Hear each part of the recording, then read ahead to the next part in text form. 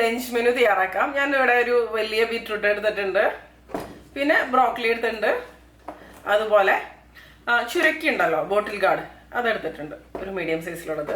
അതുപോലെ ഒരു നാളികേരത്തിന്റെ പകുതിയോളം എടുത്തിട്ടുണ്ട്. പിന്നെ ഞാൻ എടുത്തിരിക്കുന്നത് കൂർക്കയാണ് കേട്ടോ. കൂർക്ക ഇവിടെ കിട്ടാൻ ബുദ്ധിമുട്ടാണ്. ഞാനിവിടെ ഞങ്ങളുടെ അടുത്തുള്ള ഒരു 2 സൂപ്പർ മാർക്കറ്റിൽ ചോദിച്ചപ്പോൾ, മലയാളികളുടെ സൂപ്പർ മാർക്കറ്റിൽ ചോദിച്ചപ്പോൾ അവരൊക്കെ ചെയ്യുമ്പോൾ എടുത്ത് കാണിക്കുന്നത്. എനിക്ക് തോന്നുന്നു എല്ലാ നാട്ടിലും കൂർക്ക അത്രയ്ക്ക് അങ്ങനെ എല്ലാവരും കഴിക്കില്ല എന്ന് തോന്നുന്നു അല്ലേ. അവർക്ക് അറിയില്ല എന്നൊക്കെയാണ് പറയണത് കൂർക്കേനെ കുറിച്ച് ചോദിക്കുമ്പോൾ. ഇത് ഞാൻ നാട്ടിൽ പോയി വന്നപ്പോൾ നാട്ടിൽ നിന്ന് കൊണ്ടുവന്നതാണ്. അപ്പോൾ ഞാൻ അത് ക്ലീൻ ചെയ്ത് വെച്ചിട്ടുണ്ട്. അപ്പോൾ പിന്നെ പരിപാടികളൊക്കെ എളുപ്പമാവുമല്ലോ. അല്ലെങ്കിൽ ഇപ്പോൾ ക്ലീൻ ചെയ്യാനിരുന്ന് കഴിഞ്ഞാൽ പിന്നെ ഒന്നും നടക്കില്ല. തൃശ്ശൂർക്കാർക്ക് പ്രിയപ്പെട്ട ഒരു സംഭവമാണ് ഈ കൂർക്ക മെഴുക്കുരട്ടി എന്ന് പറയുന്നത്. പിന്നെ ഉണക്ക ചെമ്മീൻ എടുത്തിട്ടുണ്ട്, ഇതൊന്ന് ക്ലീൻ ചെയ്തെടുക്കണം. അതുപോലെ കുറച്ച് കടല വേവിച്ചതും എടുത്തിട്ടുണ്ട്. പിന്നെ നമുക്ക് വേണ്ടത് കുറച്ച് ചെറിയ ഉള്ളി കൂടിയാണ് കേട്ടോ. ബാക്കി കാര്യങ്ങളൊക്കെ ഞാൻ ഉണ്ടാക്കുന്ന സമയത്ത് പറയാം. അപ്പോൾ ആദ്യം തന്നെ നമുക്ക് കൂർക്ക വേവിക്കാൻ വേണ്ടിയിട്ട് വയ്ക്കാം. ഞാനൊരു പ്രഷർ കുക്കറിൽ ഇട്ടിട്ട് വേവിക്കണം, അപ്പോൾ പെട്ടെന്ന് തന്നെ പരിപാടി കഴിയുമല്ലോ. ഇത് നല്ല ചെറിയ കൂർക്കയായിരുന്നു, കുറേ സമയം എടുത്ത് ക്ലീൻ ചെയ്തെടുക്കാൻ വേണ്ടിയിട്ട്. പക്ഷേ ചെറിയ കൂർക്കയാണല്ലോ നല്ല ടേസ്റ്റി ആയിട്ട് വരിക. ഇനി ഇതിലേക്ക് നമുക്ക് കുറച്ച് വെള്ളം ഒഴിച്ച് കൊടുക്കാം. ഞാനൊരു 3/4 കപ്പോളം അളവിലാണ് വെള്ളം ഒഴിക്കണുള്ളൂ കേട്ടോ, ഒരുപാട് വേണ്ട. പിന്നെ ഇതിലേക്ക് ആവശ്യത്തിന് ഉപ്പിട്ട് കൊടുക്കാം.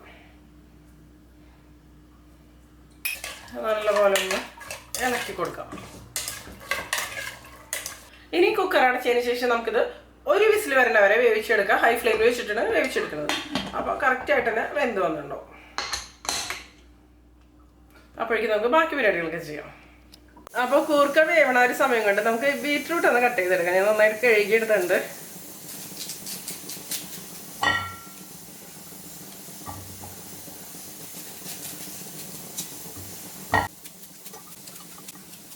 ഇനിയിപ്പോൾ ഇതൊന്ന് നമുക്ക് മുറിച്ചെടുക്കാം.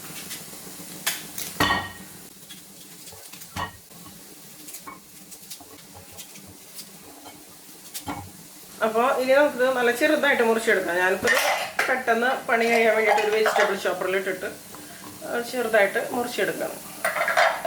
അപ്പോൾ നമ്മുടെ ബീറ്റ്റൂട്ട് റെഡി ആയിട്ടുണ്ട്.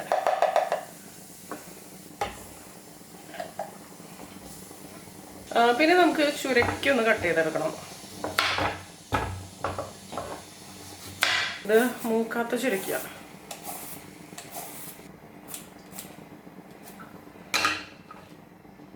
ഇനി ഇത് നമുക്ക് മുറിച്ചെടുക്കാം. ഇപ്പം കണ്ടോ, ഇതിൻ്റെ ഉൾഭാഗം കണ്ടോ, തീരെ മൂക്കാത്ത ചുരക്കിയാണ്. അപ്പോൾ മൂത്തതല്ലെങ്കിൽ ഇതിൻ്റെ ഉള്ളിലത്തെ ഭാവമൊക്കെ മാറ്റേണ്ടി വരും കേട്ടോ. അപ്പം ഞാനിതിൻ്റെ ഉള്ളിലത്തെ ഭാവം ഒന്നും മാറ്റണില്ല, കാരണം ഇതിലങ്ങനെ കുരു എന്ന് പറയാനൊന്നും ആയിട്ടൊന്നുമില്ല.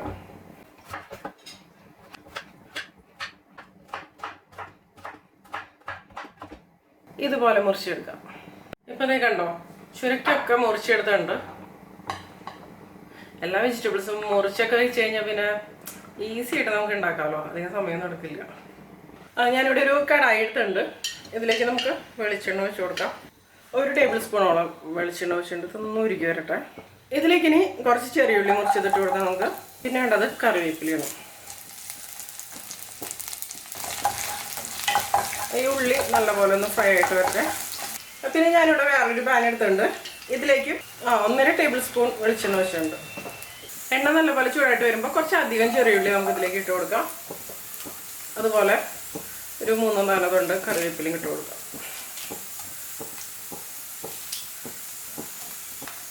ഇതും നല്ലപോലെ ഒന്ന് ഫ്രൈ ആയിട്ട് വരട്ടെ. അപ്പോൾ ഇടയ്ക്ക് നമ്മുടെ ഈ പാനിലത്തെ ഉള്ളി ഒന്ന് ഇളക്കി കൊടുക്കാം, അല്ലെങ്കിൽ അരിഞ്ഞു.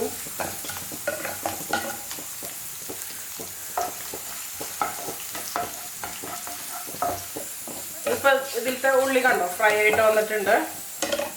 ഇതിലേക്ക് നമുക്ക് ചതച്ച മുളക് ഇട്ട് കൊടുക്കാം. 1.5 ടീസ്പൂൺ ഞാൻ ചേർക്കുന്നുണ്ട്.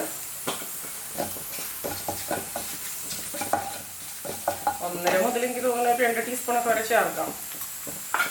പിന്നെ ഒരു 1/2 ടീസ്പൂൺ മഞ്ഞൾപ്പൊടി. ഇതിൻ്റെ പച്ചമുളകൊക്കെ മാറി ഉള്ളി നല്ലപോലെ ഒന്ന് ഫ്രൈ ആയിട്ട് വന്നിട്ടുണ്ട്. ഇനി ഇതിലേക്ക് നമുക്ക് നാളികേരം ചെറുകിയത് ചേർത്ത് കൊടുക്കണം. ഞാനൊരു 2 പിടി നാളികേരമാണ് ചേർക്കുന്നത്. നന്നായിട്ടൊന്ന് മിക്സ് ചെയ്ത് കൊടുക്കാം. ഇനി ഇതിലേക്ക് നമ്മൾ നേരത്തെ മുറിച്ച് ബീറ്റ്റൂട്ട് ഉണ്ടല്ലോ, അത് ചേർത്ത് കൊടുക്കാം. ഇതുപോലെ ഇതിലേക്ക് ആവശ്യത്തിന് ഉപ്പിട്ട് കൊടുക്കാം. എല്ലാം കൂടി നല്ലപോലെ ഒന്ന് മിക്സ് ചെയ്ത് കൊടുക്കാം.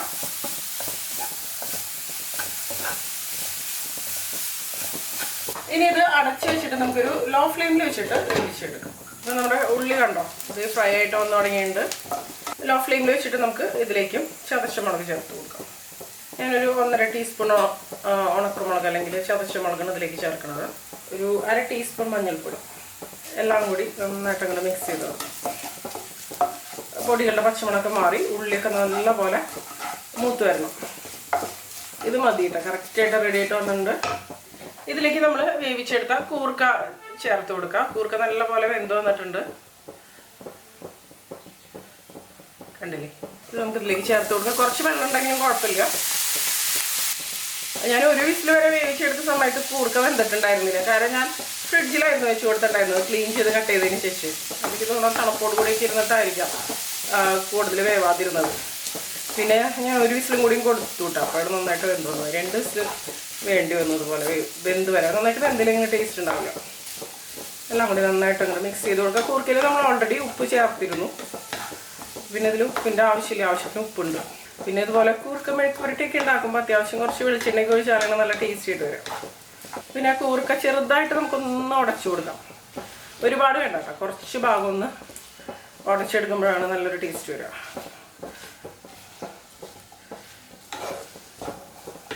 എല്ലാം കൂടി നന്നായിട്ടൊന്ന് മിക്സായി ഒന്ന് ചൂടായിട്ട് വരട്ടെ. അപ്പോൾ അധികം നമ്മുടെ കൂർക്ക ഉപ്പേരി അല്ലെങ്കിൽ മെഴുക്ക് പുരട്ടി റെഡി ആയിട്ടുണ്ട്. ഇത് മാറ്റി വയ്ക്കാം. ഈ സെയിം പ്രഷർ കുക്കറിൽ തന്നെ ഞാൻ ചുരക്കി വേവിച്ചെടുക്കണം കേട്ടോ.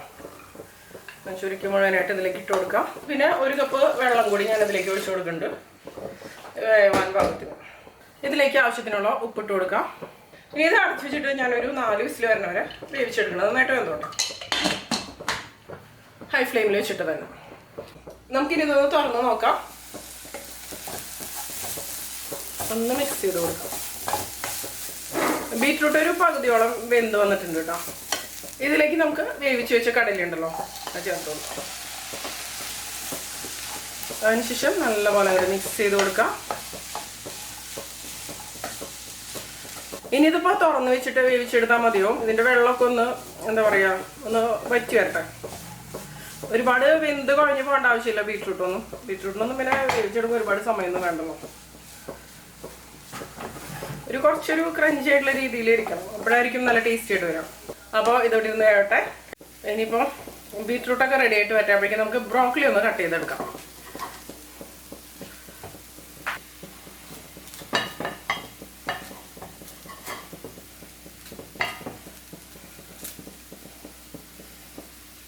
ഇത് നമുക്ക് ചെറിയ കഷ്ണമായിട്ട് മുറിച്ചെടുക്കാം. കോളിഫ്ലവറൊക്കെ അടർത്തി എടുക്കണ പോലെ അടർത്തി എടുക്കണം. പുഴുണ്ടോന്ന് നോക്കാം കേട്ടോ.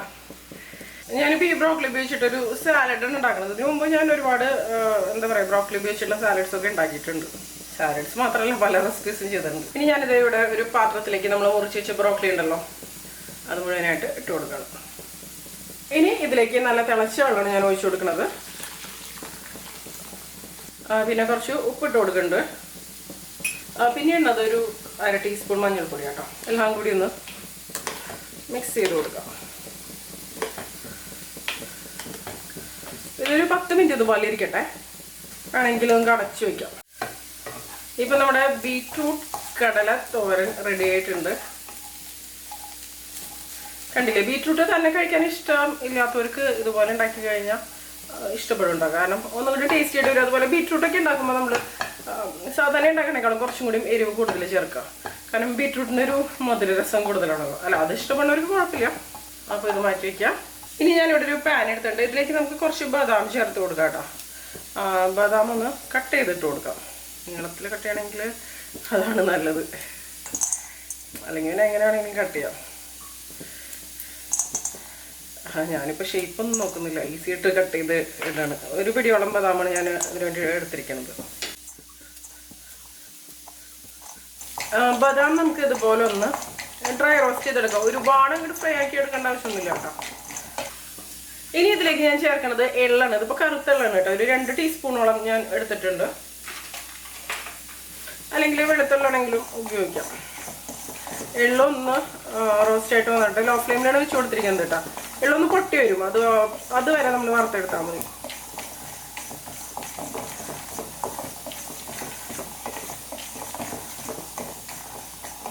ഇതിപ്പോൾ റെഡി ആയിട്ടുണ്ട്. ഫ്ലെയിം ഓഫ് ചെയ്ത് കൊടുക്കുക. എന്നിട്ട് ഇതിൽ നിന്ന് മാറ്റി വയ്ക്കാട്ടെ ഈ ഒരു പാത്രത്തിൽ നിന്ന്, അല്ലെങ്കിൽ എള്ളൊക്കെ കരിഞ്ഞു പോകും ഇതിലിരുന്ന് കഴിഞ്ഞാൽ.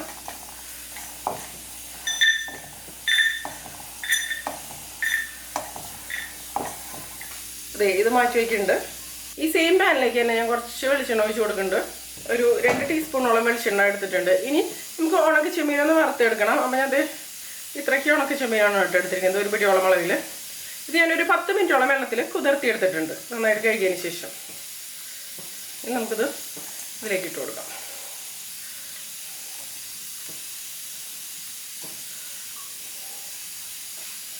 ഇത് നമുക്ക് നല്ല ക്രിസ്പി ആവണ വരെയാണ് ഫ്രൈ ചെയ്തെടുക്കേണ്ടത്. നമ്മൾ ചൂടുവെള്ളത്തിലിട്ട് വെച്ച് ബ്രോക്കലി ഉണ്ടല്ലോ, ഇതൊരു 10 മിനിറ്റ് കഴിഞ്ഞു കേട്ടോ. ഈ വെള്ളം ഊറ്റി കളയുക, എന്നിട്ട് നന്നായിട്ടൊന്ന് കഴുകി നമുക്ക് മാറ്റി വയ്ക്കാം. ഈ ചെമ്മീൻ കണ്ടോ ഇപ്പോൾ നന്നായിട്ട് മൊരിഞ്ഞ് വന്നിട്ടുണ്ട്. ഫ്ലെയിം ഓഫ് ചെയ്ത് കൊടുക്കാം. ഇനി നമുക്കിതിന് വേണ്ട നാളികേരം അരച്ചെടുക്കണം. ഞാനിവിടെ നാളികേരം ചെരുക്കിയത് എടുത്തിട്ടുണ്ട്, ഒരു 3 പിടിയോളം ഉണ്ടോ. ഇതിലേക്ക് തണക്കുമ്പോൾ ഈ ഒരു ചെമ്മീൻ വറുത്തതുണ്ടല്ലോ, ഇതും കൂടി ഇട്ടിട്ടാണ് അരച്ചെടുക്കേണ്ടത്. ആദ്യം നാളികേരം അരച്ചെടുക്കാം, കുറച്ച് വെള്ളം ഒഴിച്ചിട്ട്. അതിനുശേഷം ഈ ചെമ്മീൻ ചേർത്തിട്ട് ഒന്ന് ക്രഷ് ചെയ്തെടുത്താൽ മതി, ഒരുപാട് അരയണമെന്നില്ല. ഇപ്പോൾ കണ്ടോ നാളികേരം അരച്ചെടുത്തിട്ടുണ്ട്, അതിൽ ചെമ്മീൻ ഇട്ടിട്ടൊന്ന് ക്രഷ് ചെയ്തെടുത്തിട്ടുണ്ട്. ഇപ്പോൾ കണ്ടോ ചുരക്ക നന്നായിട്ട് വെന്ത് വന്നിട്ടുണ്ട്. ഇതിലേക്ക് നമുക്ക് ഒരു 1/2 ടീസ്പൂൺ മഞ്ഞൾപ്പൊടി ചേർക്കാം. പിന്നെ മുളക് പൊടി നമ്മുടെ എരിവിനനുസരിച്ച് ഞാൻ ഒരു 1.5 ടീസ്പൂൺ മുളക് പൊടി ചേർക്കുന്നുണ്ട്. നന്നായിട്ട് അങ്ങോട്ട് മിക്സ് ചെയ്ത് കൊടുക്കാം. ഒന്ന് നന്നായിട്ട് തിളച്ച് വരട്ടെ. ഇനി ഇതിലേക്ക് നമുക്ക് നാളികേരവും ചെമ്മീനും ഒക്കെ കൂടെ മിക്സ് ചെയ്തതുണ്ടല്ലോ, അരച്ചെടുത്തത് ഇതിലേക്ക് ചേർക്കാം. നന്നായിട്ട് നമുക്ക് മിക്സ് ചെയ്ത് കൊടുക്കാം. ഒരുപാട് വെള്ളം ഒഴിക്കണ്ട, നന്നായിട്ട് നമുക്കിതൊന്ന് മിക്സ് ചെയ്ത് കൊടുക്കാം. നന്നായിട്ടൊന്ന് തിളച്ച് എന്താ പറയുക, ഇതിൻ്റെ പച്ചമുളകൊക്കെ ഒന്ന് മാറി വരട്ടെ. ഇതിൽ ആവശ്യമുള്ള ഉപ്പ് നമുക്ക് കറക്റ്റ് ചെയ്ത് കൊടുക്കാം. ആവശ്യത്തിന് ഉപ്പ് ചേർത്ത് കൊടുക്കാം. ഉപ്പ് നമ്മൾ നേരത്തെ ചേർത്തിരുന്നു, കുറച്ചൊരു കുറവുണ്ട്, അത് മതി. ഇതോടെ ഇരുന്ന് തിളച്ച് വരട്ടെ. ആ ഒരു സമയം കൊണ്ട് നമുക്ക് ഇതിന് വേണ്ട ഉള്ളിയൊക്കെ ഒന്ന് കാച്ചിയെടുക്കാം. ഇവിടെ ഒരു പാനിലേക്ക് കുറച്ച് വെളിച്ചെണ്ണ ഒഴിച്ച് കൊടുത്തിട്ടുണ്ട്. ഇതിലേക്ക് നമുക്ക് കുറച്ച് ചെറിയ ഉള്ളി ഇട്ട് കൊടുക്കാം. പിന്നെ വേണ്ടത് കുറച്ച് കറിവേപ്പില. ഉള്ളി നന്നായിട്ടൊന്ന് ഫ്രൈ ആയിട്ട് വരട്ടെ.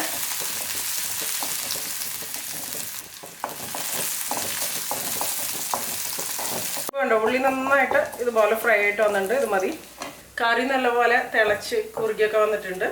ഇതിലേക്ക് ഫ്രൈ ചെയ്ത് വെച്ച ഉള്ളി ഉണ്ടല്ലോ ഇട്ട് കൊടുക്കാം. അപ്പോൾ ഈ സമയത്ത് നിങ്ങൾക്ക് എരിവ് കുറവാണെന്ന് തോന്നണമെങ്കിൽ ഈ ഉള്ളി ഫ്രൈ ചെയ്തതിലേക്ക് കുറച്ച് മുളക് പൊടിയും കൂടി ചേർത്തിട്ട് ഇതിലേക്ക് ചേർക്കാം. അങ്ങനെയാകുമ്പോൾ കറിക്ക് നല്ലൊരു കളറും കൂടി വരും. നന്നായിട്ട് മിക്സ് ചെയ്ത് കൊടുക്കാം. ബ്രോക്കലി ഉണ്ടോ ഞാനിവിടെ റെഡിയാക്കി വെച്ചിട്ടുണ്ട്. നമുക്ക് ബ്രോക്കലി സാലഡ് ഉണ്ടാക്കാം. അപ്പോൾ ആദ്യം ഞാൻ ഈ ഒരു പ്ലേറ്റിലേക്ക് ബ്രോക്കലി ഇട്ട് കൊടുക്കണം. ഇതിലേക്ക് ഞാൻ ആവശ്യത്തിനുള്ള ഉപ്പിട്ട് കൊടുക്കണം കേട്ടോ. ഒരുപാട് ഉപ്പൊന്നും വേണ്ട, സാലഡല്ലേ, ഒരുപാട് ഉപ്പിൻ്റെ ആവശ്യമില്ല.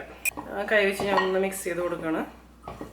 ബ്രോക്കലി നിങ്ങൾ റെഡിയാക്കുന്ന സമയത്ത് ചൂടുവെള്ളത്തിൽ ഇട്ട് വയ്ക്കുന്ന സമയത്ത് ഒരുപാട് സോഫ്റ്റ് ആയിട്ട് പോകരുത്, ഒന്ന് ക്രഞ്ചി ആയിട്ടിരിക്കണം, അപ്പോഴായിരിക്കും ടേസ്റ്റ് ആയിട്ട് വരും. ഇതിലേക്ക് ഞാൻ കുറച്ച് കുരുമുളക് പൊടിയാണ് ഇട്ട് കൊടുക്കുന്നത്. എരിവിനനുസരിച്ച് ഒരു 1/2 ടീസ്പൂണൊക്കെ മതി. പിന്നെ നമുക്ക് വേണ്ടത് നാരങ്ങ നീരാണ് കേട്ടോ. ഞാനൊരു പകുതി നാരങ്ങയുടെ നീരാണ് ഇതിലേക്ക് ഒഴിച്ചു കൊടുക്കുന്നത്. കുരുവൊക്കെ മാറ്റിക്കളയാം കേട്ടോ. പിന്നെ ഞാനിവിടെ കുറച്ച് ഒലീവ് ഓയിലാണ് ഒഴിച്ചു കൊടുക്കുന്നത്. അതിനുശേഷം നമ്മൾ നേരത്തെ റോസ്റ്റ് ചെയ്ത് വെച്ച നട്ട്സ് ഉണ്ടല്ലോ, ഡ്രൈ റോസ്റ്റ് ചെയ്തത്, അതും കൂടി ഇട്ട് കൊടുക്കുക. അത് കഴിക്കണ നേരത്തെ ഇട്ട് കൊടുത്താൽ മതി കേട്ടോ, അല്ലെങ്കിൽ ആ ഒരു നട്ട്സൊക്കെ സോഫ്റ്റ് ആയിട്ട് മാറും. എല്ലാം കൂടി നല്ലപോലെ അങ്ങോട്ട് മിക്സ് ചെയ്ത് കൊടുക്കാം. നാരങ്ങ നീരൊക്കെ എല്ലാവിടേക്കും ആവട്ടെ. അപ്പോൾ നമ്മുടെ നല്ല ഹെൽത്തി ആയിട്ടുള്ള ബ്രോക്കലി സാലഡും റെഡി ആയിട്ടുണ്ട്. അപ്പോൾ ഇനി കഴിച്ചാലോ? എല്ലാം റെഡിയാണ്. അപ്പോൾ ഞാൻ ചോറ് റെഡിയാക്കി വെച്ചിട്ടുണ്ടായിരുന്നു. ഞാനിവിടെ കുറച്ച് ചോറ് എടുത്തിട്ടുണ്ട്. ഇനി ഇതിലേക്ക് ഞാൻ ബീറ്റ്റൂട്ടും കടലും കൂടിയുള്ള തോരനുണ്ടല്ലോ, അതാണ് ഇട്ട് കൊടുക്കുന്നത്.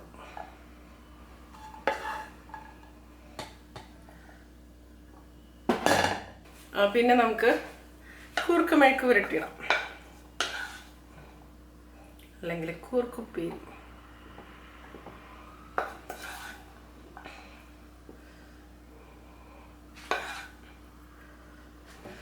പിന്നെ ഞാൻ ചുരക്ക ഉണക്ക ചെമ്മീൻ കറിയാണ് ഇട്ട് കൊടുക്കുന്നത്.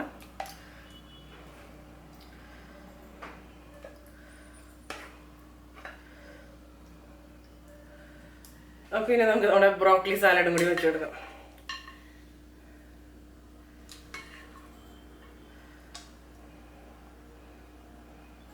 പിന്നെ ഞാൻ അതിൻ്റെ കൂടെ ഒഴിച്ചു കൊടുക്കുന്നത് കാന്താരി ഉപ്പിലിട്ടതാണ് കേട്ടോ. ഈ സാലഡ്സിൻ്റെ കൂടെ കാന്താരി ഉപ്പിലിട്ടത് നല്ലൊക്കെ ഇടുക. അപ്പോൾ അതേ നമ്മുടെ ലഞ്ച് റെഡി. കഴിച്ചാലോ? അപ്പോൾ നമുക്ക് ആദ്യം കൂർക്ക മെഴുക്ക് പുരട്ടി തന്നെ തുടങ്ങാം. ഇവിടെ കിട്ടാത്തത് കൂർക്കല്ലേ.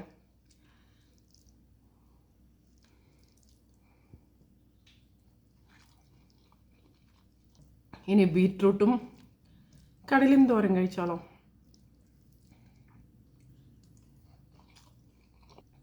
ഉണക്ക ചെമ്മീൻ ചുരക്കക്കറി.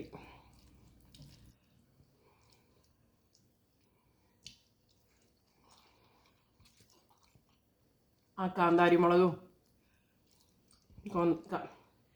കാന്താരിമുളക് വിനിഗറിലിട്ട് ശരിക്കും അലിഞ്ഞു തുടങ്ങിയപ്പോൾ. എരിവൊന്നുമില്ല ഇപ്പോൾ.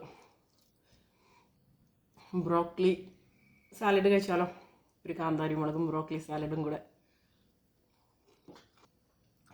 നല്ല ടേസ്റ്റ് കേട്ടോ.